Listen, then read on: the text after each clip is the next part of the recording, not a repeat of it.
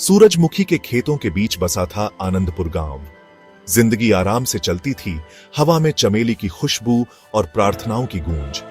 इस शांत दुनिया के बीच में रहते थे बाबा हरिराम, जिनका झुर्रियों वाला चेहरा समय का नक्शा था। उनकी आंखें सदियों का ज्ञान दिखाती थीं।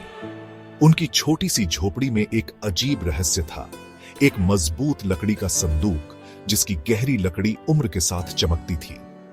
गांव वालों को अक्सर संदूक के बारे में उत्सुकता होती थी। इसकी नक्काशी भूले हुए समय की कहानियां कहती थी। कई बार उत्सुक निगाहें संदूक पर टिकी रहती थीं। उनकी निगाहें एक बंद दराज पर जाती थी। हालांकि बाबा हरिराम इस दराज की रक्षा लगभग भयंकरता से करते थे। वो कहते थे, इसमें ऐसी परछाइयां हैं जिन्हें ना छेड़ा जाए तो बेहतर है।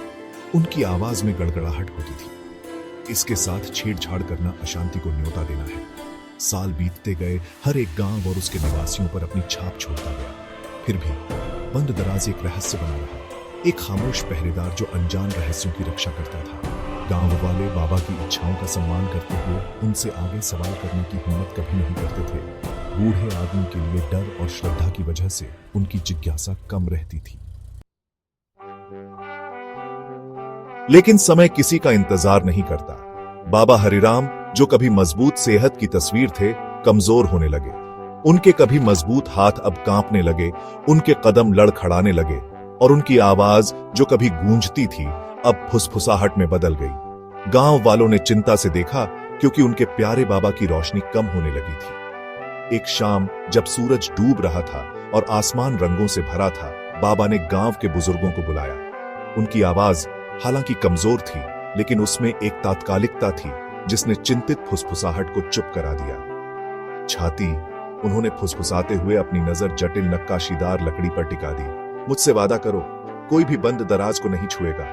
बुजुर्ग, उनके चेहरे चिंता से भरे हुए, आसानी से मान गए। उनके दिल एक आसन्न नुकसान के पूर्वाभास से भारी थे।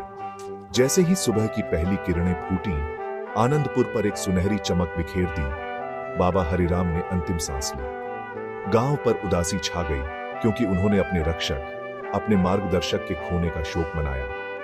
हालांकि उनके शब्द हवा में गूंजते रहे, उनके द्वारा किए गए वादे की एक गंभीर याद दिलाते रहे। हालांकि अनजान का लालच एक शक्तिशाली शक्ति है। 3 लड़के, शरारती विक्रम, बहादुर दीपक और शर्मीला छोटा रोहन, बंद दराज के बारे में उत्सुक हो गए। बाबा हरिराम की चेतावनियां उनकी युवा साहसी भावना के लिए कोई मेल नहीं थी। उन्होंने खुद को आश्वस्त किया कि वे अपना वादा नहीं तोड़ रहे हैं, बस अपनी जिज्ञासा को संतुष्ट कर रहे हैं। एक अंधेरी रात जब गांव सितारों के नीचे सो रहा था, तीनों बाबा की झोपड़ी में घुस गए। उनके दिल तेजी से धड़क रहे थे। उनकी सांसें हवा में धुंध पैदा कर रही थी। संदूक अंधेरे में मंडराता हुआ प्रतीत हो रहा था, पहले से कहीं अधिक भारी। कांपते हाथों से विक्रम ने ताला खोला। उसका दिल उसके सीने में ढोल की तरह बज रहा था। अंदर पीले रेशम के बीच एक पत्र रखा था, जिसके किनारे उम्र के साथ भंगुर हो गए थे। लड़कों ने घबराहट से एक दूसरे को देखा। उनकी उत्तेजना डर की चुभन का रास्ता दे रही थी। अत्यंत सावधानी से पत्र को खोलते हुए वे पढ़ने लगे। रात के सन्नाटे में उनकी आवाजें धीमी फुसफुसाहट थीं। भाग 4, रात में हलचल करती परछाइयां। पत्र एक स्वीकारोक्ति थी, जिसे एक युवा बाबा हरिराम ने लिखा था। इसमें उन्होंने फातिमा नाम की एक लड़की के लिए अपने प्यार के बारे में बताया, एक प्यार जो सामाजिक मानदंडों द्वारा निषिद्ध था। फातिमा, जो किसी और से वादा किया था, ने एक टूटे हुए बाबा को एक गुलाब के साथ छोड़ दिया था, जिसकी लाल पंखुड़ियां उनके बिछड़ने के दर्द को दर्शाती थी। गुलाब अब सूखा और मुरझाया हुआ दराज में पड़ा था, एक खोए हुए प्यार की मार्मिक याद दिलाता था। लड़के, जिनकी जिज्ञासा अब एक भयानक भय से बदल गई थी, पत्र को वापस रखने और दराज को बंद करने के लिए हाथापाई करने लगे। लेकिन बहुत देर हो चुकी थी। हवा बर्फीली ठंडी हो गई थी और झोपड़ी पर एक अप्राकृतिक सन्नाटा छा गया था। उनकी दृष्टि के कोने में एक परछाई झिलमिला उठी और चमेली की खुशबू, जो आमतौर पर बहुत सुकून देने वाली होती थी, अब घुटन भरी लग रही थी। लड़कों को दहशत ने जकड़ लिया। वे झोपड़ी से भाग गए। उनके दिल उनके सीने में तेजी से धड़क रहे थे। रात का भयानक सन्नाटा उनके डर को बढ़ा रहा था। उन्होंने कुछ जगाया था, एक शांति भंग कर दी थी जिसे बाबा हरिराम ने इतनी सावधानी से बनाए रखा था, और अब वे अपनी ही बनाई हुई एक बुरे सपने में फंस गए थे। भाग 5 फातिमा का विलाप। गांव जो कभी उनका अभयारण्य था, परछाइयों और फुसफुसाहट की जगह में बदल गया था।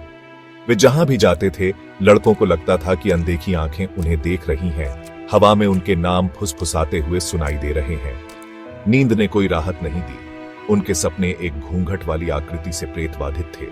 उसकी आंखें एक गहरे अथाह उदासी से भरी थीं।